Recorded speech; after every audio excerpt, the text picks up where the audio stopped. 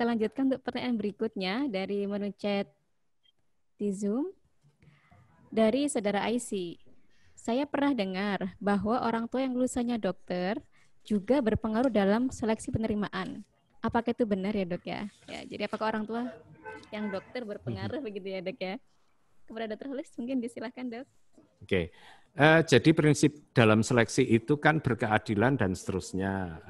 Sudah diatur tata cara penerimanya seperti apa.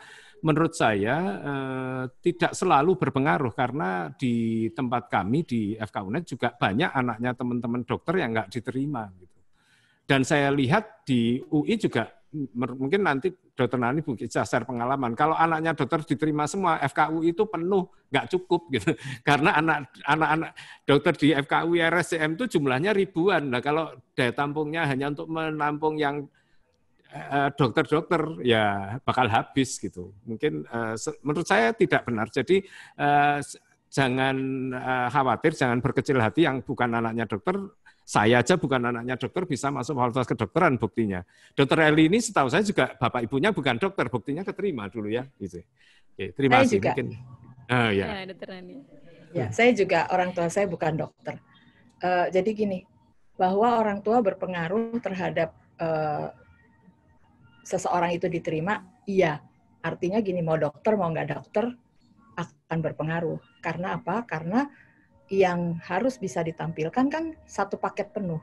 Jadi meskipun orang tua yang bukan dokter pun tidak berarti tidak mampu membimbing anaknya untuk mempunyai rasa empati gitu ya. Jadi bisa merasakan perasaan orang lain kan itu pendidikan di rumah yang bisa dilakukan oleh siapa saja. Kalau yang dokter mungkin punya keuntungan, punya keunggulan karena sehari-hari sudah melihat, sehingga kalau misalnya di wawancara terus pertanyaannya adalah wawasan pelayanan kesehatan, humanisme, mungkin bisa lebih lancar. Meskipun kalau yang nggak orang tuanya dokter belum tentu juga nggak bisa. Tapi ya adalah gitu ya keuntungan-keuntungan yang seperti itu. Dan hal lain lagi yang mungkin tidak berhubungan dengan seleksi, tapi berhubungan juga dengan survival. Untuk survive di fakultas kedokteran itu kan banyak yang harus dikorbankan. Nah kalau orang tua ya dari keluarga dokter itu udah lebih paham gitu ya bahwa kalau lagi sekolah kedokteran itu nanti dia jarang pulang gitu atau pulangnya malam atau suka jaga gitu. Kalau yang nggak biasa kan agak kaget-kaget gitu ya.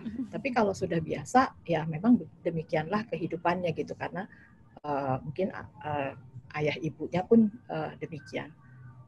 Saya kira itu nggak usah terlalu jadi masalah untuk mereka yang sedang mempertimbangkan. Kalau memang kamu merasa bahwa kamu itu memang ingin membaktikan hidup kamu untuk kemanusiaan, kamu mau berkorban untuk orang lain, kamu punya kecerdasan yang cukup, dan kamu mau bersaing, mau kerja keras, nggak usah terlalu dipikir orang tuanya siapa gitu. Bahkan nggak punya uang pun nggak apa-apa. Kalau ke UI ya, daftar aja, yang penting diterima dulu. Iya, semangatnya dulu ya dok ya, yang penting dok ya. Iya. Lulus dulu. Semangat dulu. dari mereka yang memang mempunyai hati, itu yang kita cari. Ya, bagus. Terima kasih Dr. Nani atas jawabannya. Satu lagi dari menu chat Zoom, bisa ditampilkan sebelum ke interaktif nanti ya. Dari Saudara Daris, Assalamualaikum dokter, saya mau tanya. Kan ada tuh jalur S6 PTN. Nah, itu apakah nilai rapot harus selalu naik atau mata pelajaran tertentu saja? Dan apakah di setiap universitas itu beda mata pelajaran yang diunggulkan? Kemudian kalau beasiswa itu haruskah menggunakan piagam atau sertifikat lomba yang bersangkutan dan harus mendapatkan juara? Saya kira. Terima kasih. Ya, pertanyaannya, apakah nilai rapot selalu harus naik? Dulu banget saya tahun 2000, 2001, kemudian beberapa tahun berikutnya 2006, 2009 itu sempat menyeleksi begitu ya. Kami malah mendapati ada yang unik dari SMA tertentu tuh memang di set nilainya tuh naik dari 10 pendaftar dari SMA itu semuanya nilainya tuh naik, kelihatan settingan gitu. mungkin belum apa ya. Belum pakai itu yang masukin nilai tiap semester. Ya, itu sudah di settingan. Bagi saya itu lucu banget gitu. Karena prestasi orang itu kalau 1-2 yang seperti itu oke lah, paham kita. Tapi kalau semuanya didesainnya nilai rapotnya 7, 8, 9 gitu, angkanya itu menjadi yang aneh. Sebenarnya naik turun itu tidak masalah. Konsistensi itu menurut saya itu menjadi penting. Bahkan kalau ternyata dari institusi itu ketika kita cek di mahasiswa yang calon mahasiswa yang mendaftar dari SMA tersebut di fakultas lain, sama semua mahasiswanya dibuat begitu. Akhirnya kami melakukan interview kepada salah satu peserta secara diam-diam gitu dari SMA itu, memang SMA-nya melakukan itu supaya banyak mahasiswanya, muridnya diterima di universitas di jalur SNMPTN. Nah, itu sebenarnya menjadi catatan khusus terhadap SMA itu kalau bagi kami. Jadi justru yang kami harapkan nilai apa adanya, yang itu menggambarkan kemampuan sesungguhnya dari setiap peserta. Naik turun 7, 8 jadi 7 lagi itu wajar menurut saya. Jadi ketika menyeleksi kalau saya pribadi waktu itu mengambil kesimpulannya bukan berdasarkan yang harus selalu naik, tetapi ya konsistensi bukan hanya dari nilai mahasiswa, calon mahasiswa, tapi juga nilai rapot, nilai institusinya itu menjadi penting. Kemudian tadi apakah ada perbedaan antara MA dan SMA dalam kasus itu yang dibedakan bukan MA dan SMA, tetapi lebih pada apakah sekolah itu punya komitmen, punya integritas dalam memberikan penilaian. Itu yang menjadi ini kami. Tentunya kalau di Fakultas Kedokteran UNED itu di jalur SNMPTN sudah punya scoring SMA masing-masing. Jadi SMA tertentu itu memang punya skor tinggi, walaupun misalnya gini, nilai 8 raport di SMA X itu dengan nilai 8 di SMA Y itu bisa berbeda. Kami menginterpretasinya. Jadi jangan khawatir kalau memang ada SMA-nya. Nah, yang jadi masalah ke depan adalah ketika sistem zonasi itu diberlakukan, itu bagaimana. Kemudian kalau poin penilaian, bobot dan sebagainya, tentu kalau jalur SNMPTN itu masing-masing institusi punya cara sendiri-sendiri. Tapi kalau untuk yang SBMPTN karena jalur tulis yang saat ini menggunakan nilai hasil UTBK itu seluruh Indonesia sama pola penilaiannya. Yang berbeda adalah clustering tadi. Jadi misalnya dia pilihan pertama di Fakultas Kedokteran, Fakultas Teknik. Karena nilai fisika matematikanya nggak bagus, mungkin dia nggak keterima.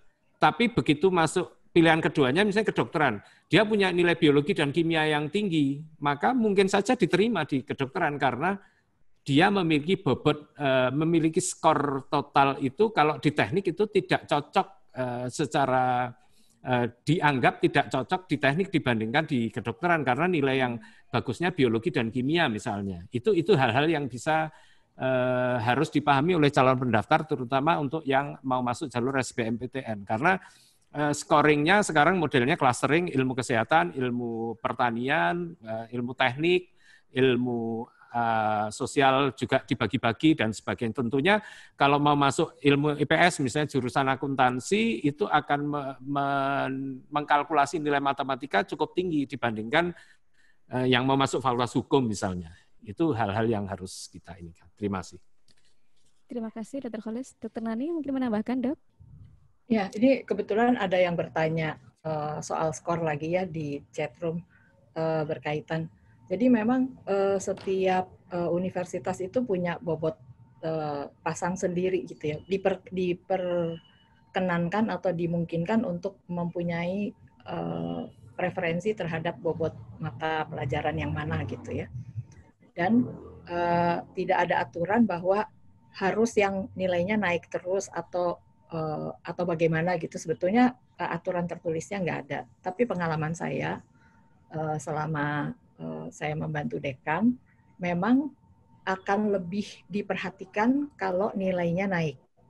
Ya, akan lebih diperhatikan kalau dia dari kelas yang besar gitu ya. Jadi maksudnya bukan kelas akselerasi. Kalau kelas akselerasi kan saingannya sedikit ya. kalau kelas besar itu kan saingannya banyak. Jadi kalau dia ranking 1 gitu misalnya nilainya terbaik dari 200 itu lebih punya bobot dipilih dibandingkan dengan nomor 1 tapi saingannya cuma 12 orang gitu. Itu beda.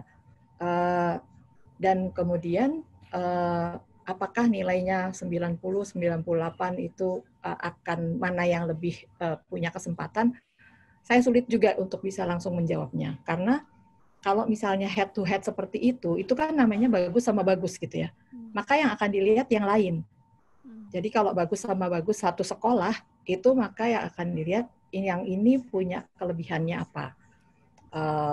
Yang prestasi non-akademik tadi gitu ya, ekskulnya bagaimana.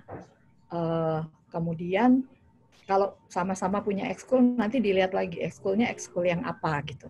Nah, hal seperti itulah yang terjadi. Dan kalau di UI itu memang dari satu sekolah nggak bisa ngambil tuh loncat-loncat gitu ya. Misalnya kita mau ambil ranking 1 sama ranking 12 itu nggak boleh. Kalau mau ambil berikutnya ya ranking di bawahnya gitu. Untuk memenuhi azas keadilan. Oleh karena itu biasanya kalau jalur portofolio dari satu sekolah itu nggak banyak yang diterima. Sekolah-sekolah yang sangat istimewa gitu ya, riwayatnya dahulu itu mungkin bisa lebih dari 1. Tapi kalau yang lain sih umumnya cuma 1. Jadi kita memang cari mana yang paling bagus di grup itu gitu. Itu yang bisa saya share gitu ya. Tapi ada satu hal tadi yang saya lupa ya, belum bilang, gak kalah pentingnya, yaitu berdoa. Iya, karena mau usaha apapun kalau nggak ada doanya tuh juga berat gitu ya. Ya kita dari mana tahu bahwa kalau kita nilainya udah 90 semua itu bakal kalah sama yang 90 setengah gitu ya. Gara-gara kurang setengah atau gara-gara satu sertifikat ekskul yang beda gitu. Ya itu kan akhirnya kembalinya kepada nasib kita yang bisa diperkuat dengan ibadah kita gitu. Katanya demikian. Gitu nggak Dr. Palis? Iya Dok. Mantap ya Dok ya. Terima kasih Dr. Nani atas jawabannya. Selanjutnya kita akan diskusi interaktif. Kami berikan kesempatan kepada Evi Ferawati. Silakan. Selamat siang Dok. Menanya. Selamat siang. Kalau misalnya tentang daya tampung itu gimana ya Dok? Kan daya tampung kan tiap unit kan berbeda-beda tuh Dok ya. Nah terus kalau misalnya daya tampungnya tuh di unit ini 30, tapi di unit yang lainnya ada 100, itu gimana ya Dok? Saya nggak ngerti deh, misalnya belum paham tentang daya tampung gitu tuh. Apa pengaruh, apa tidak? Makasih. Terima kasih Evi. Ya. Dr. Holis mungkin. Ya, terima kasih. Jadi daya tampung itu kapasitas yang bisa diterima sebenarnya. Hanya seperti yang diceritakan Dr. Nani tadi, bahwa kalau misalnya daya tampung 30, yang daftar ada 1000. Mungkin yang sampai ranking 100 itu sebenarnya masih pinter juga, bagus juga. Tapi karena kursinya cuma 30, maka ya di ranking kemudian dipotong jadi 30. Karena prinsip seleksi di negara kita saat ini adalah bukan passing grade tetapi daya tampung. Jadi yang memotong itu daya tampung. Beda dengan kalau saya pernah dengar cerita di Belanda itu misalnya dia daya tampungnya setahun itu 1000 mahasiswa kedokteran. Dan 1000 itu dari jalur tes itu kemudian yang memenuhi syarat itu 4000. Dari 4000 itu kemudian diambil secara random, acak, diambil 1000, yaitu yang berhak masuk fakultas kedokteran. Tidak semuanya. Jadi bisa jadi orang yang ranking pertama itu nggak bisa jadi dokter gara-gara tadi kesempatan yang diberikan dilakukan secara random di antara orang-orang yang memenuhi syarat. Calon mahasiswa yang memenuhi syarat itu diberlakukan, dan di Belanda pun tidak bisa kita mengambil saya pengennya di universitas ABC. Katanya ya tergantung pemerintah menempatkan dia di universitas mana, itu begitu di Belanda. Sementara kalau di negara kita setiap mahasiswa atau calon mahasiswa itu mendaftar sesuai dengan yang diminati, mau negeri, mau swasta, mau akreditasi ABC dan seterusnya. Calon mahasiswa menentukan sendiri tujuan institusinya. Kemudian dari tes itu akan di-ranking, nah dipotonglah di ranking keberapa sesuai dengan daya tampung. Jadi yang harus dipertimbangkan oleh Evi, ya terutama kalau misalnya mau melihat, nah daya tampung itu tentu berkaitan nanti dengan kesempatan peluangnya untuk diterima. Karena kalau daya tampung kecil, pesertanya besar, ya tentu ada tingkat persaingannya lebih tinggi. Kalau daya tampungnya besar, tentu lebih mudah orang diterima kalau dari kita tidak melihat kualitas yang daftar. Tapi kalau daya tampungnya kecil, gitu ya, kemudian yang daftar itu orangnya ya kualitas yang pas-pasan semua, ya mungkin peluangnya menjadi besar, gitu. Demikian juga di daya tampungnya 200, tapi yang daftar ke sana semuanya anak-anak unggul dari SMA-SMA yang unggul, ya kita mungkin menjadi tersingkirkan gitu. Iya. Karena yang daftar di daya tampung 200, yang memenuhi syarat sebenarnya sampai ranking 500 masih bagus-bagus gitu. Tapi ya kapasitasnya cuma 200. Di Indonesia saya rasa masih menganut model kuota tadi berdasarkan ranking untuk bisa masuk ke suatu pendidikan apapun termasuk kedokteran. Terima kasih. Baik. Terima kasih Dr. Khalis. Dr. Nani mungkin ada tambahan, Dok? Disilahkan. Enggak ya, kayaknya tadi sudah dijelaskan. Jadi memang trikinya di situ, Evi. Jangan cuma lihat daya tampung, tapi lihat juga ini universitas yang pendaftarnya seperti apa. Mau nggak mau begitu. Dan itu kalau sekarang sih sebetulnya lumayan ya statistiknya di-share ya, Dr. Hollis ya. Jadi kita bisa lihat tahun lalunya lagi. Jadi kita bisa mengira-ngira. Karena seperti tahun kemarin, UI itu yang daftar nggak banyak. Kalah banyak dibandingkan dengan UNED. UNED lebih banyak ya. Tapi secara nasional, nilai terendah yang masuk di UI itu jauh di atas yang lain gitu. Ya disimulasi aja deh statistiknya, mungkin agak bingung sedikit. Baik, terima kasih Dr. Nani atas jawabannya. Selanjutnya kami silahkan kepada Altras Yonda untuk menyampaikan pertanyaannya. Disilakan. Bisa connect audionya? Ya, silahkan. Saya ingin bertanya mengenai faktor alumni itu seberapa besar? Apakah jika tidak ada alumni yang diterima di universitas tersebut, apakah kemungkinan diterimanya untuk seleksi SNM dan SBM itu sangat sedikit? Terima kasih, Dok. Terima kasih, Dek.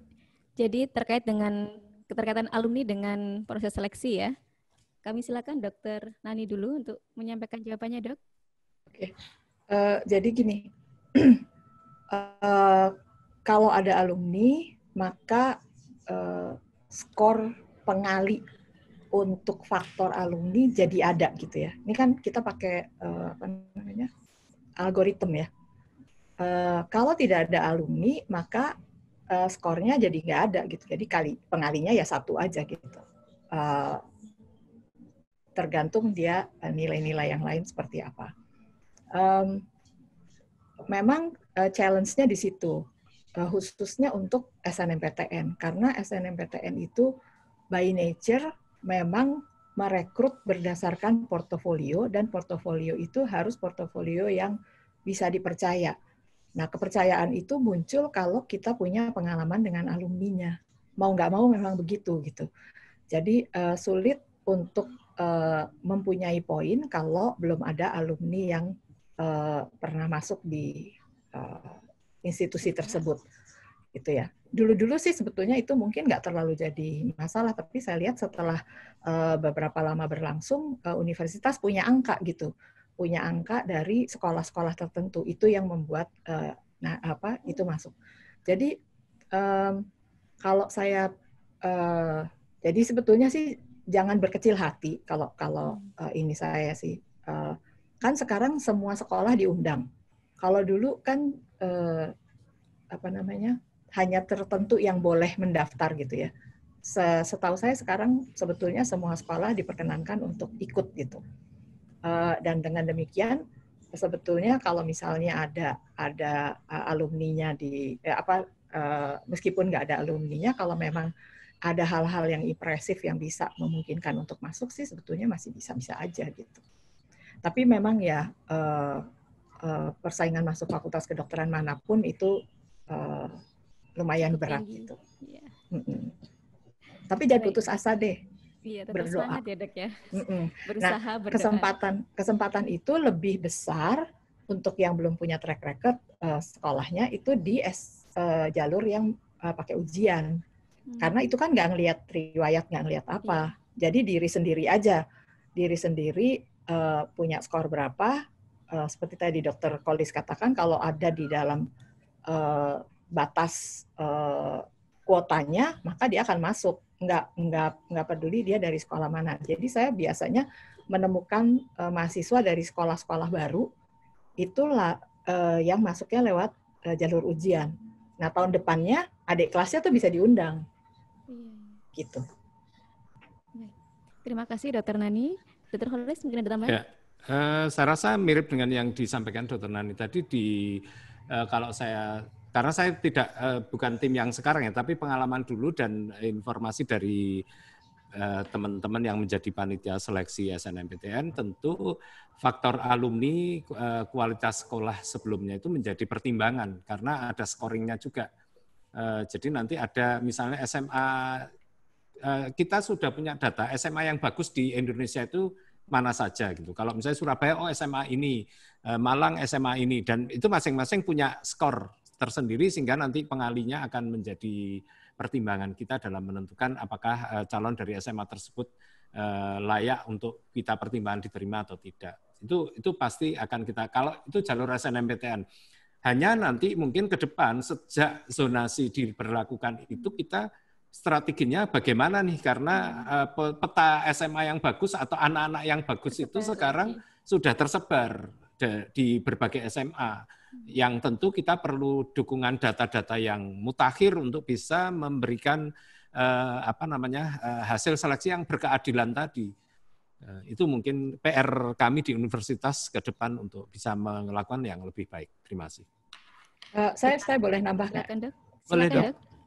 Jadi gini, bahwa pelajar yang prestasinya terbaik itu sekarang mungkin jadi nyebar karena ada zonasi, tapi sebetulnya yang ingin dipegang oleh universitas adalah kualitas sekolah yang diharapkan tidak terlalu fluktuatif dengan perpindahan guru dan kepala sekolah dan sebagainya gitu. Jadi reputasi sekolah itu memang harus dipertahankan melalui konsistensi dari penilaian sekolah dengan alumninya. Jadi itu juga jadi pertimbangan gitu, bahwa sekolah-sekolah yang memberi nilai sekian itu seperti apa daya ramalnya atau keberhasilannya di perguruan tinggi. Itu merupakan bagian dari scoring sekolah gitu. Bukan cuma berapa orang yang ada di situ. Jadi memang komponennya lumayan banyak dan ya memang PR-nya pimpinan perguruan tinggi untuk melihat kembali scoring dari sekolah asal alumni, tapi juga sebetulnya kalau misalnya faktor penilaian di sekolah itu tidak berubah, sebetulnya harusnya nilai 8 yang tahun lalu sama nilai 8 yang sekarang harusnya kualitasnya kan sama gitu ya, berharapnya demikian. Baik, terima kasih Dr. Nani atas jawabannya. Selanjutnya kita akan melihat pertanyaan di menu chat Zoom. Oh ya, sebagai informasi, diskusi dibatasi untuk 15 menit ke depan ya. Mohon maaf, misalkan nanti jika ada yang belum sempat tersampaikan. Dari Risma. Assalamualaikum dok, apakah benar Fakultas Kedokteran membuka pendaftaran lewat jalur tahfidz Al-Quran? Jika ada seperti apa begitu ya? Kami silahkan mungkin Dr. Nani dulu, nggih. Saya nggak tahu. Oh, Dr. Nani. Kurang paham saya ya. Baik. Dr. Holis mungkin lebih tahu. Ya, saya memang melihat ada beberapa fakultas kedokteran itu menerima dari jalur itu. Tetapi yang saya dapat informasi dari FK tersebut, setidaknya ada 2 FK yang saya tahu menerima jalur itu. Tapi di FK yang satu ini akhirnya digugat, dianggap memperlakukan calon peserta tidak adil gitu, karena tahfidz itu kan preferensi agama tertentu begitu. Jadi ada digugat oleh orang tua calon mahasiswa bahwa itu universitas tidak melakukan seleksi secara adil dan seterusnya. Jadi tapi kebetulan kalau di Universitas Jember tidak ada jalur itu. Jadi kita tidak menyelenggarakan jalur tahfidz. Tapi di Indonesia yang saya tahu ada 2. Silakan nanti dicari aja di internet yang menerima jalur itu. Tahun lalu ya. Tahun lalu itu ada 2 FK yang saya tahu. Tapi yang salah satu dari FK itu kemudian digugat oleh kelompok masyarakat atau bahwa apa yang dilakukan itu tidak menunjukkan dianggap tidak menunjukkan seleksi yang berkeadilan. Tapi monggo silakan dicari informasinya di institusi tersebut, mungkin masih menyelenggarakan atau tidak. Terima kasih. Baik, terima kasih Dr. Khalis atas jawabannya. Selanjutnya untuk pertanyaan dari menu chat Zoom, ada yang menanyakan tentang kurikulum kalau nggak salah tadi ya. Baik. No name kebetulan ya. Jadi bagaimanakah sistem kurikulum atau pembelajaran di FK? Saya pernah mendengar sistem blok. Bisa jelaskan mungkin ya Dok, seperti apakah sistem blok itu? Kami persilakan Dr. Nani dulu. Wah, ini gimana menerangkannya dalam waktu singkat? Jadi gini, sistem blok itu sebetulnya adalah upaya untuk membuat satuan pembelajaran ya yang terintegrasi. Intinya kalau blok itu artinya dia terintegrasi. Terintegrasi apa? Antara berbagai keilmuan anatomi, keilmuan fisiologi, keilmuan patologi klinik, keilmuan yang beberapa lebih dari satu keilmuan itu dijadikan satu sehingga diberi nama blok gitu.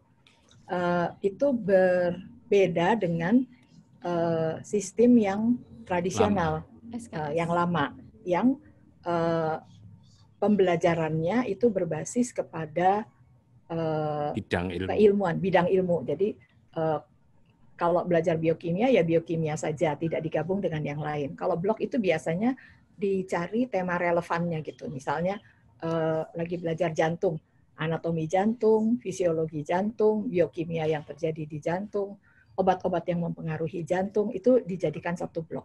Kira-kira sih gitu. Itu cara belajar untuk belajar pengetahuan yang memang di ilmu kedokteran itu dianggap yang lebih baru. Dr. Khalis mungkin bisa menambahkan. Ya, terima kasih. Jadi sebenarnya kalau di SMA atau sekolah sebelumnya ya, itu biasanya pembelajaran tematik ya. Istilahnya tematik. Jadi satu konteks keadaan tertentu, misalnya belanja di pasar gitu, sayuran, daging karena mau menjelaskan masalah gizi, masalah biologi tanaman, kemudian protein hewan, kemudian di situ membayar ada kembaliannya, berarti matematika dan seterusnya. Biasanya kalau pembelajaran tematik seperti itu. Nah itu di universitas dikenal blok. Kalau di UI mungkin dikenal dengan modul ya Dr. Nani ya. Modul, jadi istilahnya bisa bermacam-macam, tetapi kurang lebihnya mahasiswa diajak belajar kalau yang pendekatan kita SPICES yang sudah disampaikan Dr. Nani tadi, biasanya triggernya atau pemicunya berupa masalah-masalah kesehatan kedokteran, misalnya orang keluhan nyeri dada atau muntah atau apa, kemudian mahasiswa diminta mempelajari dari sudut pandang ilmu anatomi, biologi, mikrobiologinya, dan seterusnya. Jadi pemicunya adalah satu konteks masalah, tapi akhirnya belajar banyak hal. Disitulah karena dianggap metode ini yang paling efektif untuk menarik minat mahasiswanya belajar maupun dalam rangka mahasiswa tadi memudahkan belajar dan memahami penggunaan ilmu tadi dalam menyelesaikan masalah kesehatan kedokteran di masyarakat seperti apa, sehingga itu yang saat ini banyak digunakan oleh fakultas kedokteran di Indonesia. Meskipun ada beberapa fakultas kedokteran masih mempertahankan model lama itu, tapi menurut saya tidak ada masalah. Nanti masing-masing punya kelebihan, punya keunggulan yang bisa digunakan. Terima kasih. Baik, terima kasih Dr. Khalis dan Dr. Nani atas jawabannya. Untuk kesempatan yang terakhir ini ya, mohon maaf ini kita interaktif dulu. Yang kami persilahkan satu orang penanya. Wilda, kami persilahkan Wilda. Assalamualaikum warahmatullahi wabarakatuh. Waalaikumsalam warahmatullahi wabarakatuh.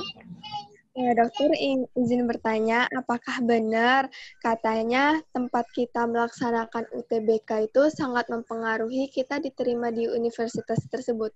Misalnya kan saya mau tes di Airlangga tuh. Nah, terus saya harus ke Surabaya untuk ngelakuin UTBK itu biar peluang untuk keterima di Airlangga itu banyak gitu. Apakah benar seperti itu atau tidak? Terima kasih. Wassalamualaikum warahmatullahi wabarakatuh. Waalaikumsalam warahmatullahi wabarakatuh. Terima kasih Wilda atas pertanyaannya.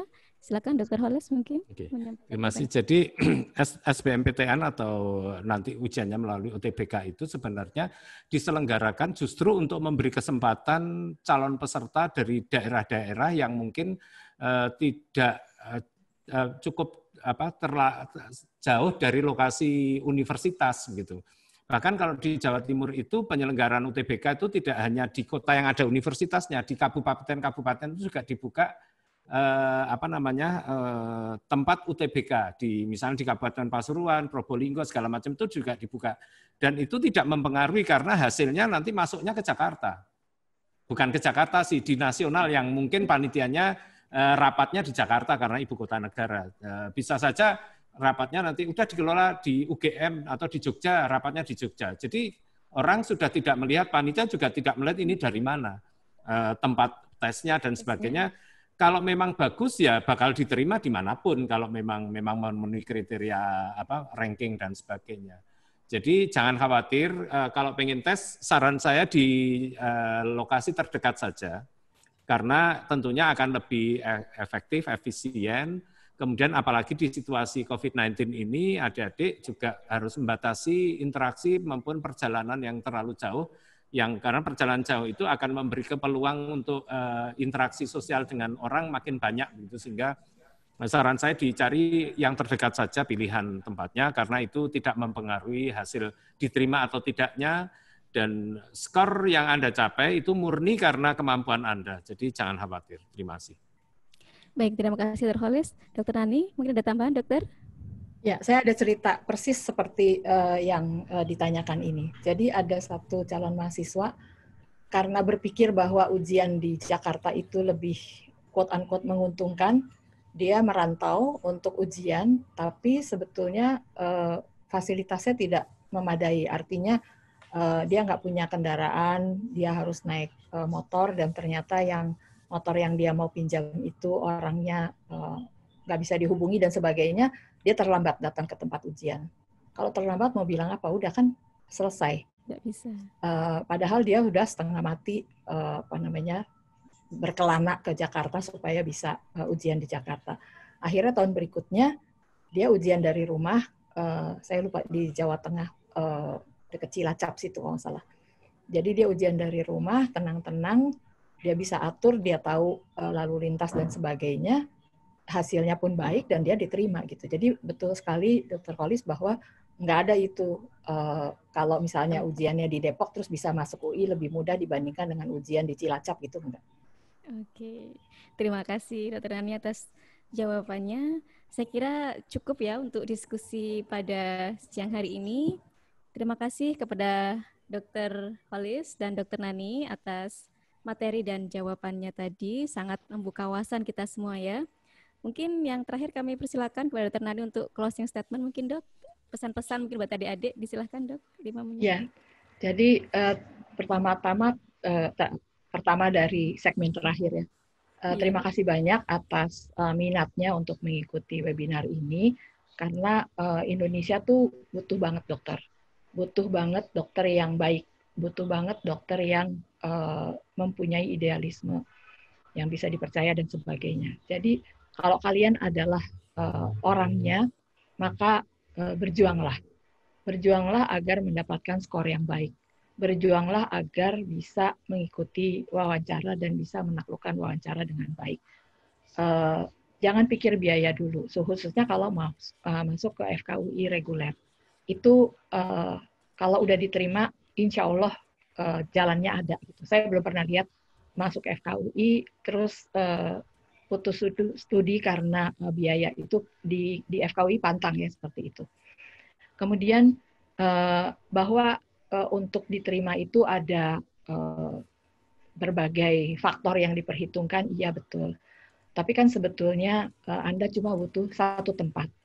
Anda bisa memperjuangkan diri Anda sendiri. Jadi lakukanlah itu, berdoa, semoga cita-citanya berhasil dicapai dengan baik.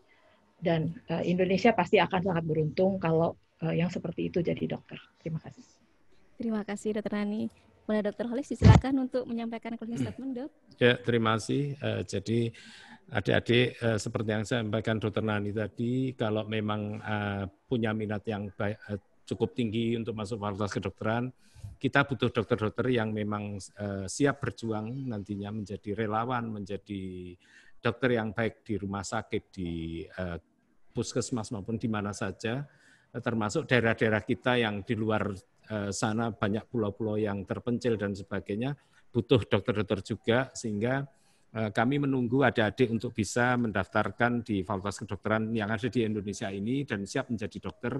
Jangan khawatir kalau masalah biaya, saya rasa setiap institusi punya mekanisme untuk membantu adik-adik yang terkait dengan biaya tadi. Kadang-kadang adik-adik mungkin tidak punya keberanian menyampaikan ketika mendapat masalah itu, sehingga kami pengelola kadang-kadang tidak sampai tahu situasinya. Tapi kalau misalnya kami tahu, pasti kami akan bantu jalan keluarnya kalau misalnya untuk masalah biaya.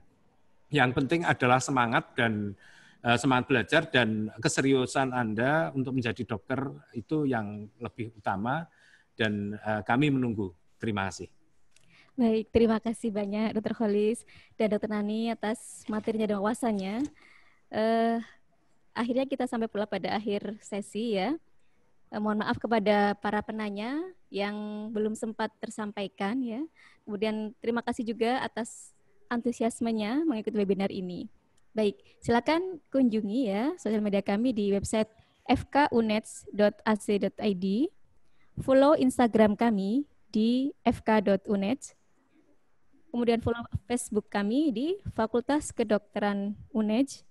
Subscribe dan komen di channel YouTube kami di Fakultas Kedokteran UNEJ.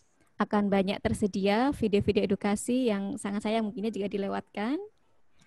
Akhir kata. Ini rekaman juga bisa ya. Ya dokter, nanti akan di-upload di channelnya YouTube-nya FK UNED. Jangan lupa untuk dilihat kembali kalau pengen menambah semangat lagi nanti adik ya. Baik, akhir kata saya mewakili panitia yang bertugas pada siang hari ini mengucapkan terima kasih atas partisipasi adik-adik semuanya, Bapak Ibu sejawat mungkin yang ikut menghadiri webinar pada siang hari ini. Terima kasih yang banyak juga kami sampaikan kepada pemateri Dr. Nani Cahyani Sudarsono atas waktunya dokter. Semoga yang disampaikan bermanfaat ya dok ya. Dan juga Dr. Holis ya atas materinya dok. Dan segenap panitia yang terlibat atas terselenggaranya acara webinar pada siang hari ini. Stay safe, stay healthy. Semoga pandemik ini segera berakhir. Salam agromedis. Assalamualaikum warahmatullahi wabarakatuh.